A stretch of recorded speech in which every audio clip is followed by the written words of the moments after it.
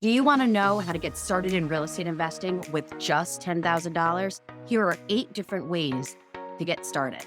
Hi, everyone. My name is Becky Nova. I'm the founder of Lady Landlords. And today I want to address what to do if you have $10,000 or less and just really want to get started in real estate investing now in 2024. One of the reasons why we want to bring this up is because what I love about real estate is there are so many different ways to get involved. We don't all have to have trust funds. We don't all have to have millions of dollars in the bank to be able to get started. Listen, I'm going to level with you here. If you have a trust fund or millions of dollars in the bank, it is much easier to get started in real estate investing rather than going the direction that we're going to be talking about today. I'll be real.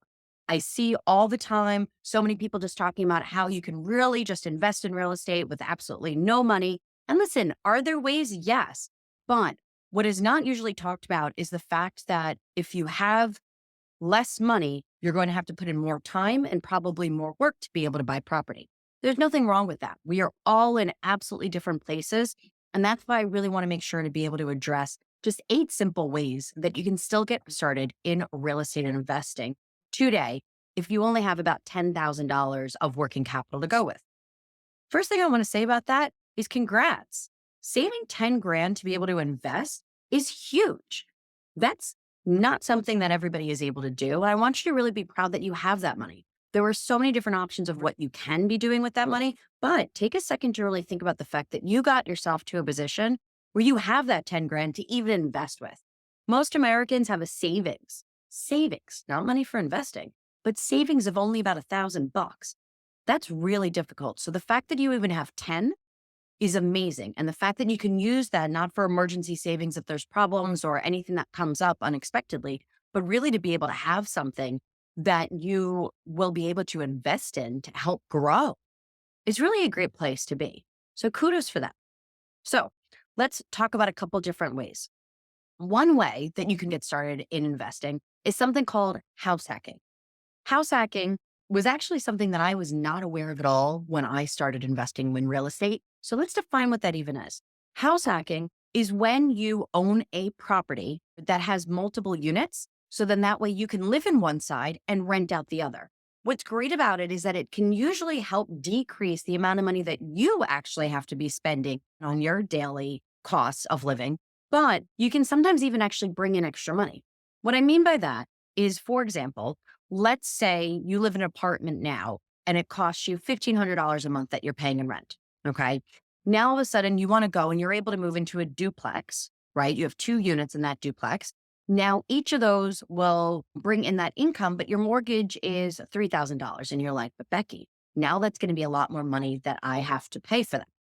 But you're going to be living in one. And if that other unit, if you could rent that out, and let's say that rents out for $2,000, you now only have to put in an extra $1,000 to be able to pay that mortgage. So you've actually decreased your living costs and you're having somebody else that's helping supporting pay down that property and you get the equity, you get the asset. So it's a great opportunity. What's also great about it is that when you live in a property, you are able to get owner occupied financing. When you live in a property itself, when it is owner occupied, you have the opportunity to put down a lower down payment. This makes it incredibly reasonable to find a place where putting down that 10K is going to be something that's really feasible. Listen, as a New Yorker, I can't say that it's going to work in every single market, but if you're open to moving, if you can work remotely, or if you're willing to shift possibly where you live, it's really a great opportunity. Also, that owner occupied financing in most situations, you really just need to live there for 1 year. Then you can move out. Then you could do something different and then you could rent out both sides. So it's a great way to be able to save money, maybe even make a little bit of money during that first year, but then also be able to have some options to leverage and to be able to grow as you move forward. House hacking was actually how I got started. I never intended on actually buying real estate. Honestly, I never even wanted to buy my own house. I had lived abroad for many years. I just wanted to continue traveling. It was really my husband, who was an immigrant from the Dominican Republic, that really wanted that home. He wanted that American dream, that white picket fence. But I really said, hey, I don't want to be living mortgage payment to mortgage payment. So let's find a way that we can bring in some extra income with a rental property. And that was just a way that we were able to take all of that extra income coming in from our rental property, where we were living for free in New York. I mean, who can say that? But we were living for free and actually making money every single month. And that was just something that we were able to compound by saving that. And then we were able to continue to grow our portfolio, which is worth over $3.5 million right now. So it's a great way to get started. Look into house hacking if that is something that you would consider. Another option is, once again, you have 10K. That is actually an amount of money that you can buy a cheaper property in a lesser cost of living area. So what I mean by that is, if it's not owner occupied, most of the time you're going to have to put down about 20 to 25% down on that property. You can still actually find properties that you can put down that 10%. They are going to be in a little bit different markets. You can't command the same rents as you would in a higher cost of living area, but it is still possible. So in that space, you really want to be looking for markets that are going to be much cheaper that you'd be able to afford. It would still give you a way to get started. It would still be able to get that ball rolling. And honestly, owning real estate is always better than not owning real estate. Okay. So look into markets that are going to be a cheaper cost of living. If you need help finding and identifying some of those markets, head on over to the Lady Landlords Facebook group, make a post in there, and we can help you with that in the group. Now, third option that might work for you is seller financing. Seller financing is really interesting because this is actually where the seller acts as the bank. Okay. So since you're not dealing with traditional financing where you're going over to Chase or Bank of America looking to get approved, with that seller, you can really negotiate terms. That's what makes seller financing so cool. So this is an opportunity where you can discuss what that financing is going to look like, what exactly you need as a down payment. There are absolutely opportunities where you can do seller financing with zero down. You don't even need to spend that 10 grand.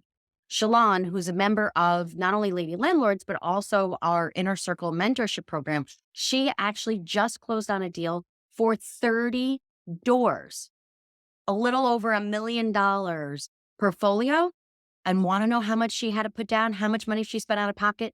$0. That's what she was able to negotiate with the seller, was to have no down payment. She came no money out of pocket.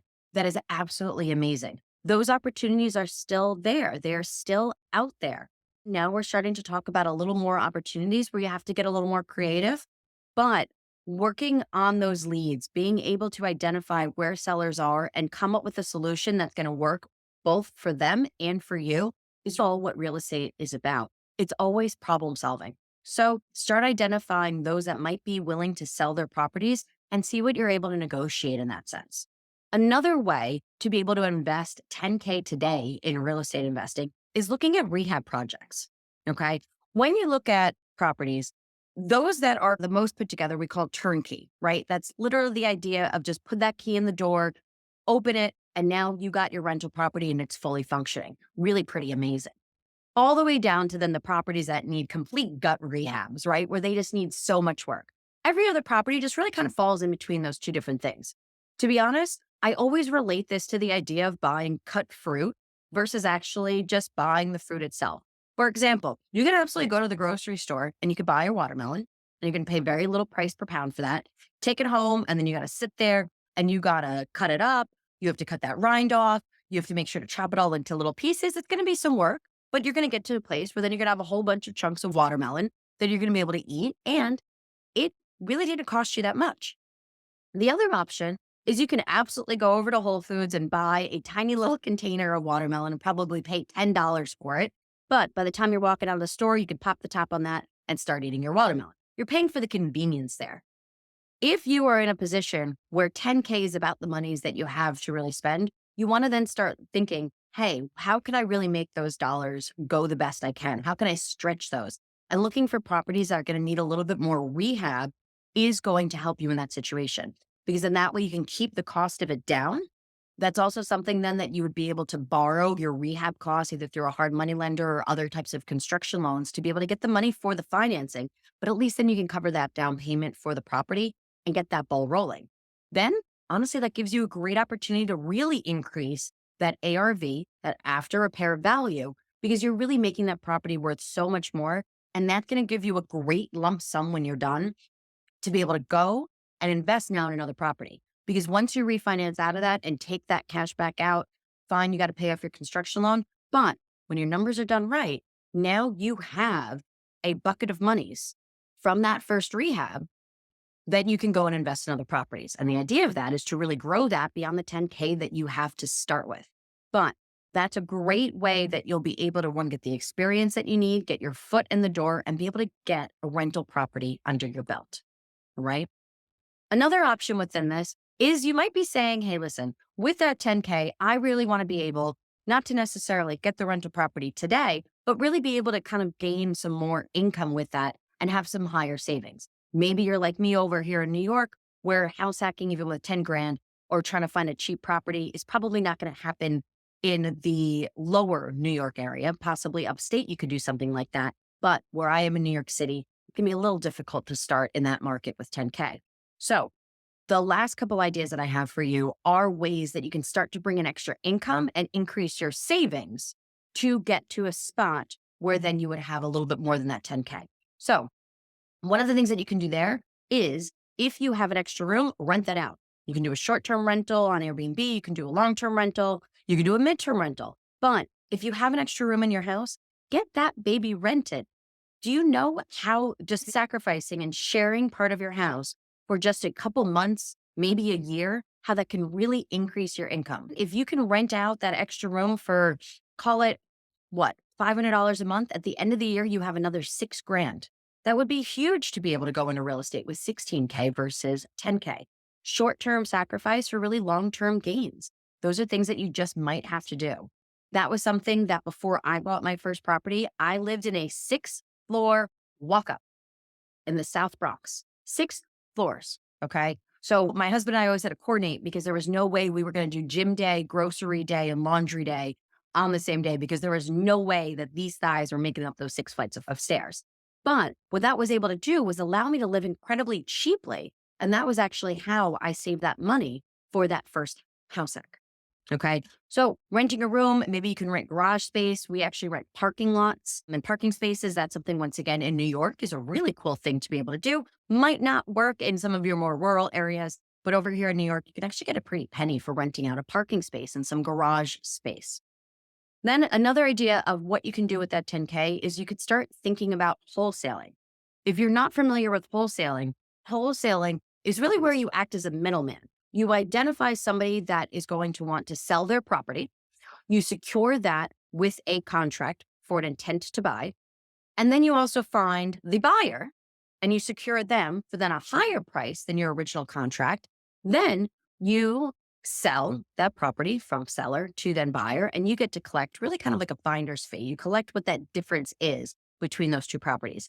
Caveat there, in some states, you actually do have to be licensed to be able to receive that fee and to help with those transactions, but that's not all states. So looking into wholesaling to see if you can really be that connector, that might be something to couple with seller financing that we talked about earlier, where then you're saying, let me find some sellers. Hey, let's negotiate. It doesn't work. That's not something that you can make that down payment. They're not willing to give you a 10K or less down payment. Great, wholesale that property. Find somebody that then has that money that is able to do that. It's a great way to still be able to collect that finder's fee and really put that savings extra into your bank and increase that 10K that you already have on hand. Next option would be to partner up with somebody. Partnering up with somebody, I usually try to stay away from personally if I can. I have one partner in this business, and sometimes I'll be honest, he's absolutely obnoxious. We disagree, we fight over things. That person's my husband, and I have to go home with him.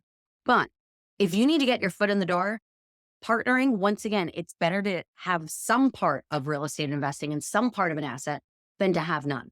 So look to see how you can bring value to somebody else that actually has some money. There are people out there that have money that can absolutely invest in real estate investing. Like, I don't want to be a landlord. I don't want to deal with construction workers. I don't want to deal with talking to sellers or cold calling people to see if they want to sell their home. If you're willing to do those things, that's a great way to be able to say, hey, I'll take on the work for the equity. You put up the money, right? So try to identify who might be somebody out there that is either already doing this, that you can add value to their real estate investments by helping out with those supporting services, or Start approaching people that you know that have money and maybe are interested in this, but don't necessarily have the time. Remember, in the game of real estate, the less money you have, the more time you really need to be successful in this. This is where you have to get creative and start doing some of the strategies that we're talking about today to really make sure to be successful in this and to get that ball rolling. It gets easier as you start to move forward and as your income continues to grow.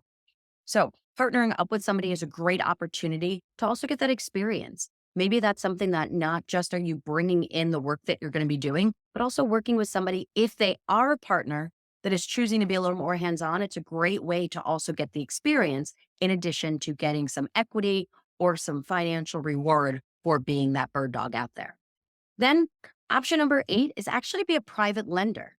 This was actually something that I've been doing over the past couple of years, but you can actually take that 10K and you could actually be the person that will invest with others. That's something that then you can lend out and have an understanding of when your payments are going to come back and what that interest is going to be. And this is going to be another great way to be able to grow that 10K.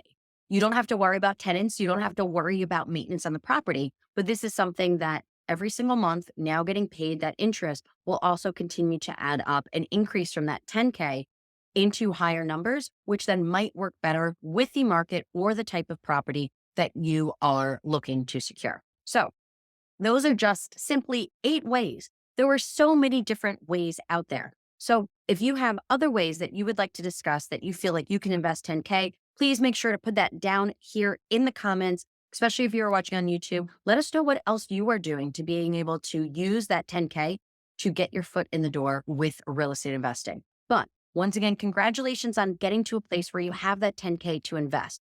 But do not allow that small amount of money to discourage you from really getting into the game. So thank you very much for joining me today for the 8 ways that you can invest in real estate simply with 10K in savings. My name once again is Becky Nova of Lady Landlords. Please do make sure to hit that subscribe button down below so you do not miss another episode of the Lady Landlords Podcast. We release new episodes every single Tuesday. Hope to see you all back in the Lady Landlords Facebook group soon. Thank you for listening to the Lady Landlords Podcast.